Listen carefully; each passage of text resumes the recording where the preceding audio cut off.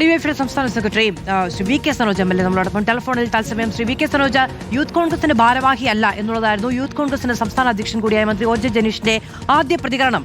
9-ാം തീയതി യൂത്ത് കോൺഗ്രസിന്റെ ഭാരവാഹിത്വത്തിൽ നിന്ന് ഇയാളെ പുറത്താക്കി, ഹുസൈനെ പുറത്താക്കിയെന്നടക്കമുള്ള പ്രാദേശിക ഘടകങ്ങളുടെ വാർത്താക്കുറിപ്പടക്കം പിന്നീട് പുറത്തു വരികയും ചെയ്തു.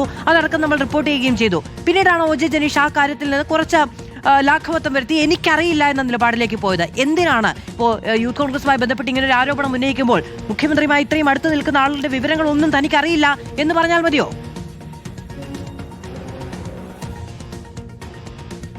ശ്രീ വി കെ സനോജ്, കേൾക്കാമോ? മന്ത്രി ഒ ജെ ജനീഷ് ഈ വിഷയത്തിൽ കള്ളം പറഞ്ഞിരിക്കുകയാണ്. ഒ ജെ ജനീഷ് പറഞ്ഞ പച്ചക്കള്ളം ഇന്ന് മാധ്യമങ്ങൾക്ക് മുമ്പിൽ തുറന്നു കാട്ടപ്പെട്ടു. യഥാർത്ഥത്തിൽ ഒ ജെ ജനീഷ് വെറും മന്ത്രി മാത്രമല്ല, അദ്ദേഹം യൂത്ത് കോൺഗ്രസിന്റെ സംസ്ഥാന അധ്യക്ഷൻ കൂടിയാണ്. അപ്പൊ യൂത്ത് കോൺഗ്രസിന്റെ സംസ്ഥാന അധ്യക്ഷൻ ഒരു ജില്ലയിലെ ഒരു വിഷയത്തിൽ ഇടപെടുമ്പോൾ മിനിമം ആ ജില്ലയിലെ ഭാരവാഹികളെങ്കിലും വിളിക്കും.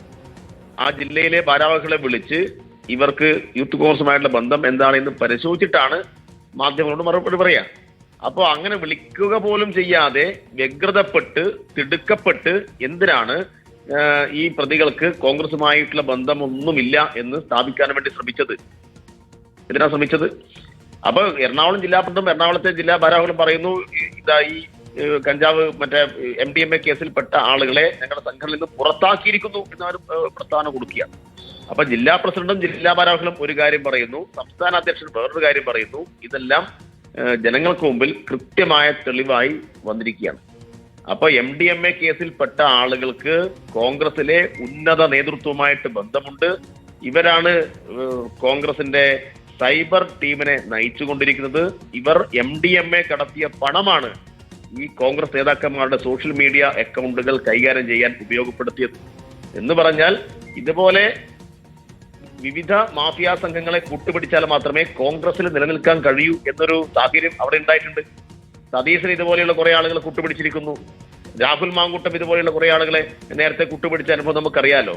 വലിയ ആരോപണം ഉയർന്നു വന്ന ഘട്ടത്തിൽ സതീശനെ ഉൾപ്പെടെ ആക്രമിക്കാൻ, സൈബറിടത്തിൽ അറ്റാക്ക് ചെയ്യാൻ പാകത്തിലുള്ള മാഫിയ കൂട്ടുകെട്ട അവിടെയുള്ളത്. അപ്പൊ VD സതീശനും കരുതി ഇത്തരം സന്ദർഭങ്ങളിൽ എനക്കും ഇങ്ങനെ കുറെ ആളുകൾ വേണമെന്ന്. അപ്പൊ കോൺഗ്രസ് ആകെ ഇത്തരം ആളുകളുടെ തടവറയിലാണ് ഉള്ളത്. ഇത്തരം ആളുകളെയാണ് ഇവർ സൈബർ അറ്റാക്ക് നടത്താൻ വേണ്ടി ഉപയോഗപ്പെടുത്തുന്നത്. പെട്ടെന്ന് ചോദിക്കുമ്പോൾ പറഞ്ഞ ഒരു മറുപടി എന്ന് കാണാമോ? കാരണം ഇത്രയും അധികം വിവാദമായത് സമൂഹ മാധ്യമങ്ങളിൽ ആകമാനം ഈ ചിത്രങ്ങളടക്കം വീഡിയോ അടക്കം പുറത്തു വന്നൊരു കാര്യമാണ്.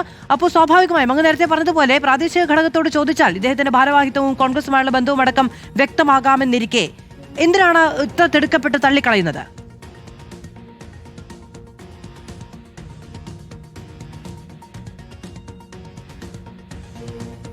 ഡിവൈഎഫ്ഐയുടെ സംസ്ഥാന secretary Shri V K Sanoj M L A ആണ് ഇപ്പോൾ പ്രതികരിച്ചത്.